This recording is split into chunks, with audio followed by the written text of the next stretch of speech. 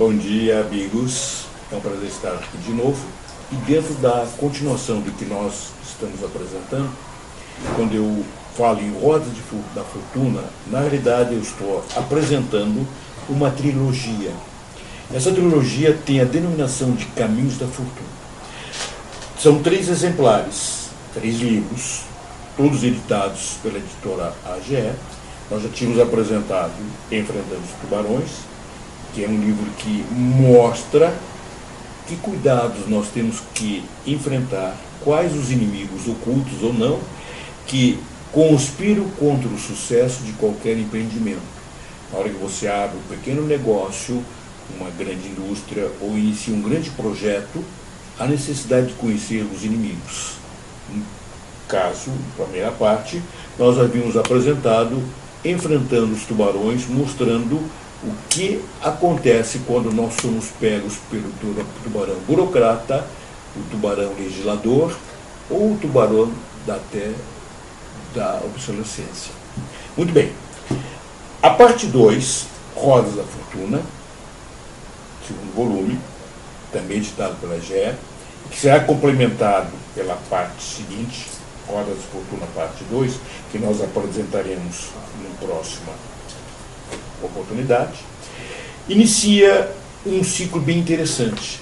Eu utilizei como técnica, nesse livro, pequenas histórias, ou as pequenas novelas. Tá? Cada capítulo poderia dar origem a um romance, mas esse não foi bem o objetivo. E o interessante é o seguinte, eu realmente estava pensando, quando iniciei a construção do livro, escrever alguma coisa sobre dinheiro, política, poder e fortuna. Pensei até em bolsa de valores. Mas o interessante foi que, mais uma vez, algo que vai aparecer muito nas minhas palestras, Irlanda. Visitando na Irlanda um cemitério megalítico de 4.000 anos, na pedra eu encontrei esse símbolo. Símbolo que, inclusive, aparece no meu livro. E a pergunta é, o que alguém, quando gravou na ardósia, na pedra, esse símbolo, uma espiral? Poderia ter, dizem, de 3 a 4.000 anos antes de Cristo. O que o artista quis mostrar? Eu fiquei, digamos assim, curioso para tentar descobrir o significado. O que ele quis mostrar? Uma espiral. Início, fim do quê? E aí começou a surgir a ideia, um subtítulo, Espiral da Eternidade. E comecei a estudar o que tinha acontecido naquele local, tá? Naquela região, através de lendas, de histórias que a gente consegue captar em museus ou lendo alguns livros sobre a época. E aí surgiu a ideia de que nós estamos construindo, naquele local, o início da civilização. Ou seja, a espiral da eternidade representa que o homem, no seu ciclo pequeno de vida, acrescenta a cada geração um pequeno elo, um pequeno valor à espiral, que tem que continuar de maneira crescente, evoluindo. Para isto é necessário, e isto eu utilizei algumas lendas celtas, certo? Para desenvolver a história, certo? Então, eu começo nesse livro com um episódio que está justamente acontecendo há 4.000 anos antes de Cristo, quando morre um grande sacerdote, mas ele havia preparado um aprendiz, um jovem, para ser o sucessor. Ou seja, a espiral da eternidade, ela desenvolve à medida que o conhecimento é ampliado e divulgado. Ou seja, a escola, a cadeia, professor, mestre, novos alunos, novos mestres, certo? E somente com o desenvolvimento do conhecimento é que a espiral da eternidade, ou seja, as rodas da fortuna, avançam. Muito bem. O que deu para notar? Eu comecei a utilizar histórias, a própria história, os eventos principais ao longo do mundo, para começar a entender por que razão nós saímos das cavernas e chegamos ao nosso estágio de civilização.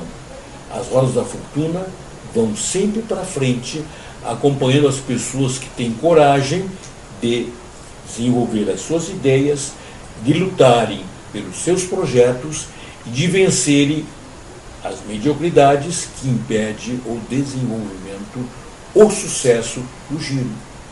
Inclusive, no mundo atual, existe uma discussão, principalmente aqui no Brasil, uma discussão ideológica gigantesca. Esquerda, direita. Posição no momento adequado em relação ao muro de decisões. No meu ponto de vista, e as histórias que eu estou apresentando, as rodas da fortuna não vão nem para a esquerda, nem para a direita.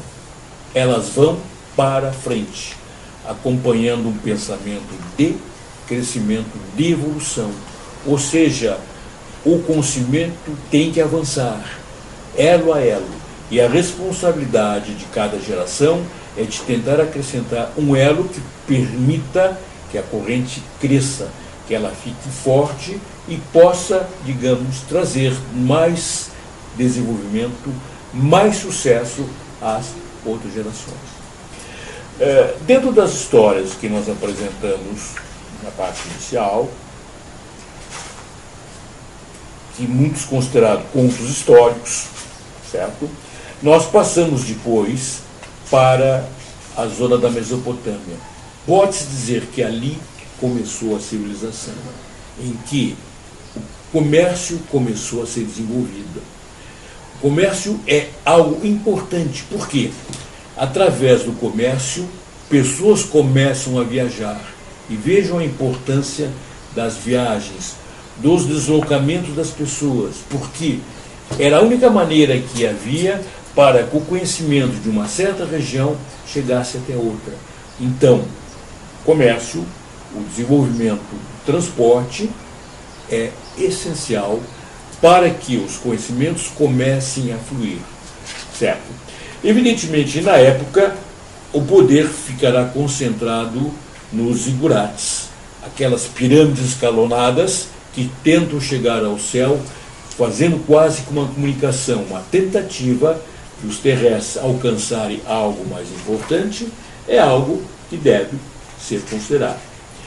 Depois, dentro dessa história, nós vamos para o Egito, que representa uma evolução muito grande dentro da civilização, e eu utilizei um episódio de Ramsés II, uma famosa batalha, uma batalha de Kadesh, que representa, digamos assim, uma situação em que dois impérios, lutando por um espaço no mundo, o Titas de um lado e o Egito do outro, chegam num combate famoso, tecnicamente terminou no empate, e que resultou no primeiro tratado de não agressão, ou digamos assim, de diplomacia registrado no mundo. Registrado num determinado stela, que se encontra no Museu da Turquia. Os dois soberanos, o rei Tita e Ramsés, estabelecem um limite, ou seja, o Egito vai mandar daqui para baixo, em direção ao Nilo. A parte de cima é a orientação dos hititas, ou seja, um tratado de diplomacia estabelecendo limites. Tá? Depois, dentro da história, Cartago. Cartago, a senhora dos mares que desafiou Roma. Cartago dos Barcas, Cartago que quase destruiu Roma, mas que tinha um ponto fraco. Cartago não era uma nação, era uma cidade em que as riquezas estavam entesouradas. Toda a prata era guardada no subsolo. Isso é um erro em termos de economia. Você não pode concentrar riqueza. As riquezas precisam circular para criar mais riquezas, certo? Há necessidade de se cunhar moeda para que essa moeda financie os desenvolvimentos. Isto foi o grande erro de Cartago. Roma aproveitou muito bem e, com o tempo, vai suprimir a sua rival. Surge uma outra potência. Dentro desta, digamos, evolução de comércio, a parte seguinte é a chamada rota do incenso. O incenso era um produto utilizado nos templos pagãos, em que todas as cerimônias exigiam o consumo do incenso. O incenso era extremamente caríssimo e só era produzido numa região lá da Arábia. E aí começam a surgir as chamadas rotas comerciais. Rota do incenso era a primeira, que chegava até a região de Alexandria, de Tiro, para depois ser distribuída pelo Extremo Oriente. E, inclusive, a lenda dos Reis Magos também está associado a esta rota. Vikings. Os vikings também são importantes, porque os vikings eles estabelecem rotas não apenas de guerra. Nós temos uma visão de que os vikings eram guerreiros, realmente eram guerreiros, mas, além da guerra, eles também tinham a sua parte comercial. E eles levaram as suas arcas, as suas embarcações de fundo chato, por todos os rios da Europa. E, inclusive, é interessante, aonde eles foram, eles implantaram raízes e implantaram reis. A Rússia, grandes reinados na Dinamarca e Suécia, a própria França tem origem nos vikings. Bem, vamos chegar depois com as cruzadas. As cruzadas também indicam movimento. Veja bem, as minhas histórias estão associadas tanto a desenvolvimento histórico, os relatos que todo mundo conhece, mas o que acontecia quando as rodas da fortuna estavam circulando, deslocando no acompanhamento do mercado, dos negócios. E, dependendo de como esse fluxo era aproveitado, uma determinada potência cedia lugar a outra. Isto é uma evolução. Ou seja, conhecimento leva a uma evolução, a produção de novos produtos, tá? A produção de novas armas. E isso é uma coisa interessante. No momento em que alguém, pelo conhecimento, pelo poder do seu comércio, desenvolve melhores armas, o pêndulo do poder começa a ser alterado. Então, as rodas da fortuna acompanham aqueles que têm desejos, conhecimento e luto pelos seus propósitos. Aqueles que tentam travar as rodas da fortuna, e o livro está cheio desses exemplos dentro da evolução, estão designados ao fracasso. Por exemplo, podemos falar da Espanha. A Espanha foi um império gigantesco. A Espanha, depois de descobrir a rota para as ilhas com Cristóvão Colombo, por um caminho errado que ele imaginou, chegou a desenvolver a maior potência. Eles tinham um império onde o sol não se punha, das Filipinas, passando pelas Américas, pela Europa. Tinham o melhor exército, a melhor frota. Dominavam as fontes de recursos, tanto a prata da Bolívia e do Peru, como o ouro do México.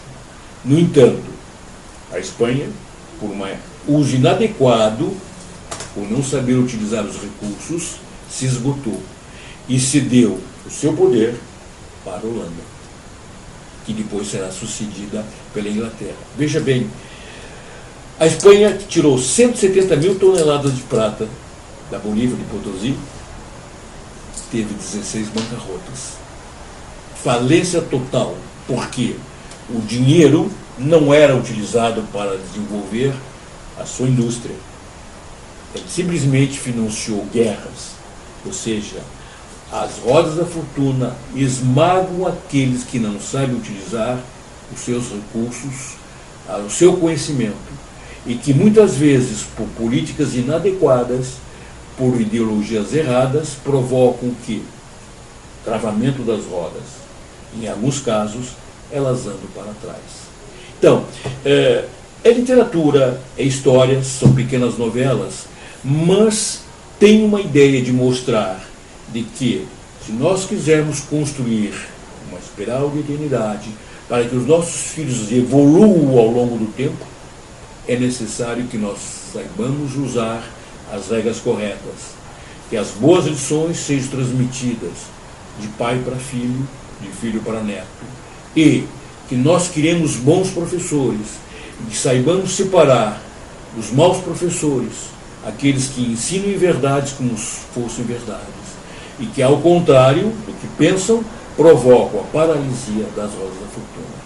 Então, Rodas da Fortuna, parte 1, justamente com Enfrentando os Tubarões, é o início dessa trilogia que eu vou desenvolver e vou divulgar no ano de 2016.